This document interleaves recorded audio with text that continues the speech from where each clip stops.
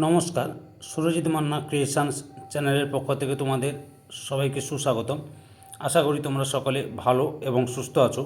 আমি তোমাদের জন্য এই ভিডিওটিতে তুলে ধরছি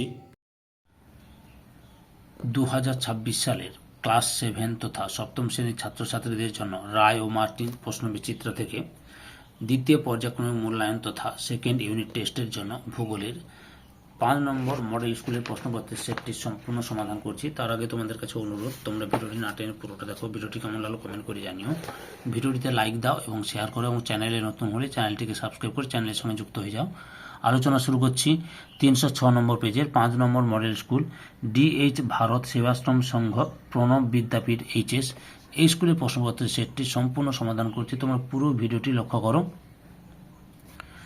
একের দাগে সঠিক উত্তরটি নির্বাচন করে পূর্ণ বাক্যে উত্তর দাও। প্রথমে রয়েছে ভারতের নীলগিরি হলো একটি, অপশান বিতে স্তূপ পর্বত। 2 নম্বরে ছোটনাগপুর মালভূমি, অপশান সিতে ব্যবচ্ছিন্ন মালভূমি। 3 নম্বরে স্তূপ পর্বতের মস্তক ভাগ, অপশান বিতে চ্যাপ্টা। 4 নম্বরে নদী মুখ চওড়া হলে তাকে বলে, অপশান বিতে খাঁড়ি। 5 নম্বরে গঙ্গার একটি উপনদী, অপশান এতে যমুনা। 6 নম্বরে মোহনার কাছে নদীর প্রধান কাজ, অপশান বিতে অবক্ষেপণ। 7 নম্বরে মাটির সৃষ্টিতে পরোক্ষ প্রভাব ফেলে, অপশান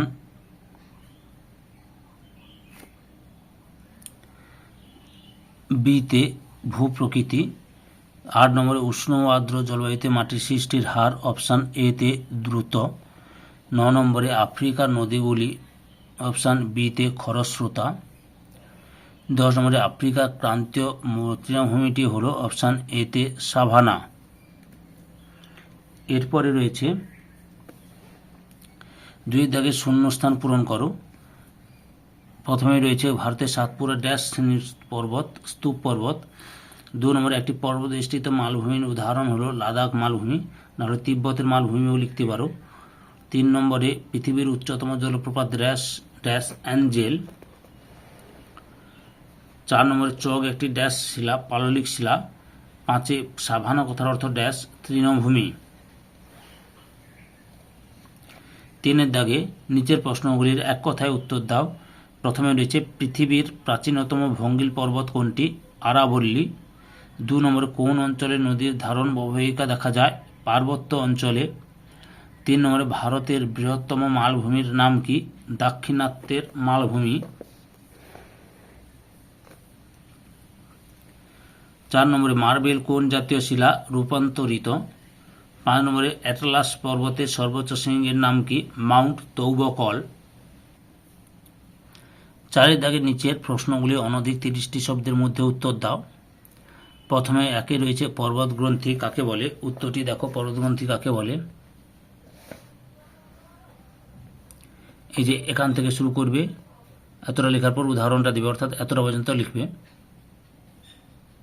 অথবাতে রয়েছে লোয়ের সমভূমি কাকে বলে, উত্তরটি দেখো তোমরা। লোয়ের সমভূমি কাকে বলে, এই যে এখান থেকে শুরু করে এতটা পর্যন্ত লিখবে। 2 নম্বরে জলচক্র কাকে বলে, উত্তরটি দেখো। জলচক্র কাকে বলে,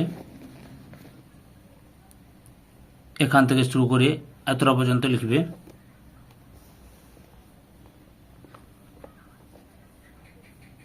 অথবাতে রয়েছে জলবিভাজিকা কাকে বলে, উত্তরটি দেখো।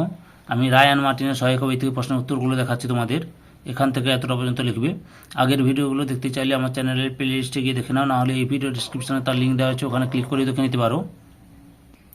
পরের প্রশ্ন 3 নম্বরে কী রয়েছে লক্ষ্য করো। স্তরীভূত শিলা কাকে বলে, উত্তরটি দেখো। এখান থেকে শুরু করে এতটা পর্যন্ত লিখবে। স্তরীভূত শিলা কাকে বলে। 4 নম্বরে রয়েছে বহুমুখী নদী পরিকল্পনা কাকে বলে, উত্তরটি দেখো। বহুমুখী নদী পরিকল্পনা কাকে বলে, এখান থেকে শুরু করে এতটা পর্যন্ত লিখবে।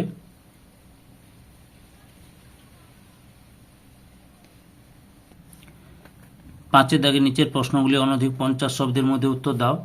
প্রথমে রয়েছে সমভূমি অঞ্চলে ঘনবসতি গড়ে ওঠার কারণ কি, উত্তরটি দেখো। রায়ান মার্টিনের প্রশ্নবিচিত্র থেকে প্রশ্নগুলি দেখাচ্ছি, এখান থেকে শুরু করবে। তোমরা ক্লাস 7-এর রায়ান মার্টিন প্রশ্নবিচিত্র থেকে যে সমস্ত বিষয়গুলো সমাধান পাচ্ছ সেগুলো হলো বাংলা, ইতিহাস, ভূগোল, পরিবেশ ও বিজ্ঞান।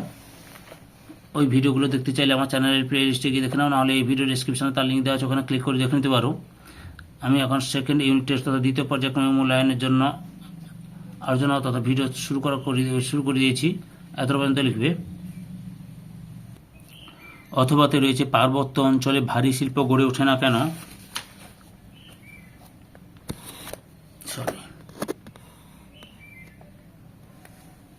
এই যে লক্ষ্য করো, এখান থেকে শুরু করবে।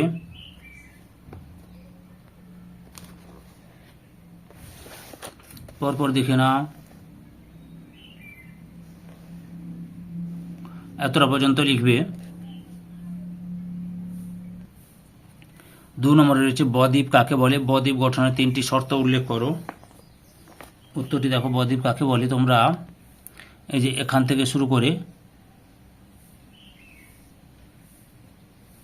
এতটা পর্যন্ত লিখবে। এবার বদ্বীপ গঠনের অনুকূল শর্তগুলি লক্ষ্য করো। এই যে এখান থেকে শুরু করবে, এই যে 1 নম্বরে। পরপর দেখে নাও উত্তরটি। ক্লাস 5, 6, 7, 8, 9, 10 এই ক্লাসগুলোর প্রশ্নবিচিত্র অর্থাৎ রায়ান মার্টিনের প্রশ্নবিচিত্র সমাধান করা শুরু করে দিয়েছি। তোমরা ওই ভিডিওগুলো দেখতে চাইলে আমার চ্যানেলের প্লে লিস্টে গিয়ে দেখে নাও, নাহলে এই ভিডিও ডিসক্রিপশনে তার লিঙ্ক দেওয়া আছে, ওখানে ক্লিক করে দেখে নিতে পারো। এত পর্যন্ত রয়েছে, যে কোনো 3টে পয়েন্ট লিখবে। অথবাতে রয়েছে নদীর নিম্নগতিতে প্রায় বন্যা হয় কেন?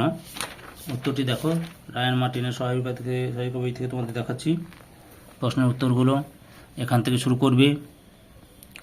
সহায়িক বই থেকে প্রশ্নের উত্তরগুলো দেখালেও তোমরা পাঠ্য ভালো করে পড়বে, ওখান থেকেও পেয়ে যাবে প্রশ্নের উত্তরগুলো।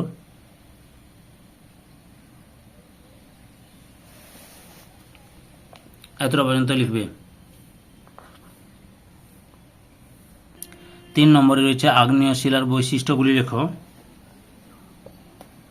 উত্তরটি দেখো, আগ্নেয় শিলার বৈশিষ্ট্য এখান থেকে শুরু করবে। পরপর দেখে নাও।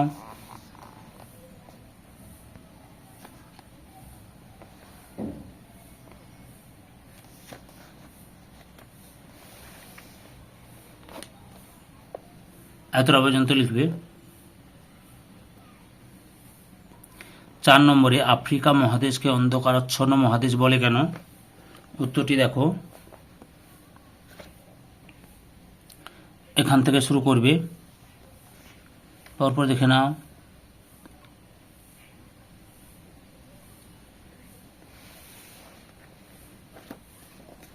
এতটা পর্যন্ত লিখবে।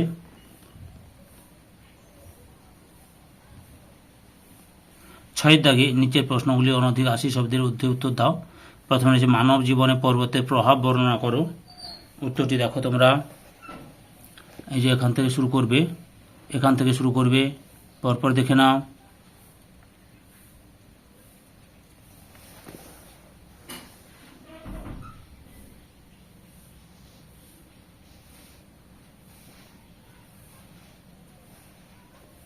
এতটা পর্যন্ত লিখবে। অথবাতে দেখো, উচ্চ প্রবাহী নদীর কার্যের ফলে সৃষ্ট ভূমিরূপের বর্ণনা দাও। এই যে এখান থেকে শুরু করবে, 5টি ভূমিরূপের বর্ণনা দেবে, 5 মার্কের।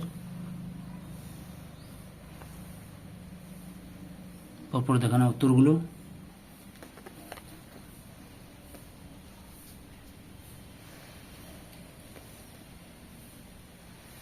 আমি যতগুলো ভূমিরূপ রয়েছে সবগুলো দেখাচ্ছি, কিন্তু তোমরা যে কোনো 5টি লিখবে।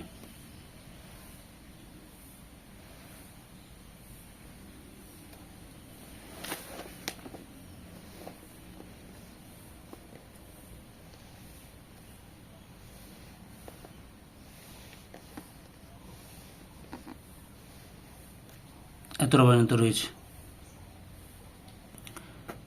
2 নম্বরে আফ্রিকা মহাদেশের জলবায়ুর বৈচিত্র্যের কারণগুলি কি কি? উত্তরটি দেখো,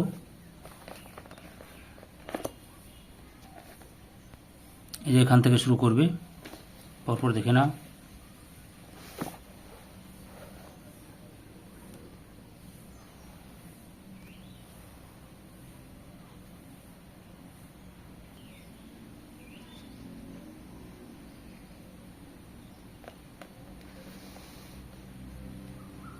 এতটা পর্যন্ত লিখবে।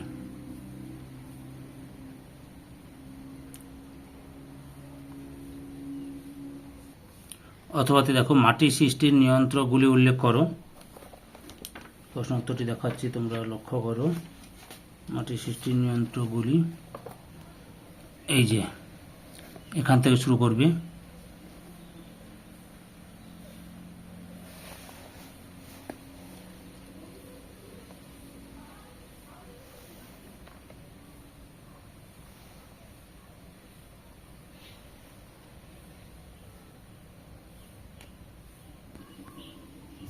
পরপর দেখে নাও।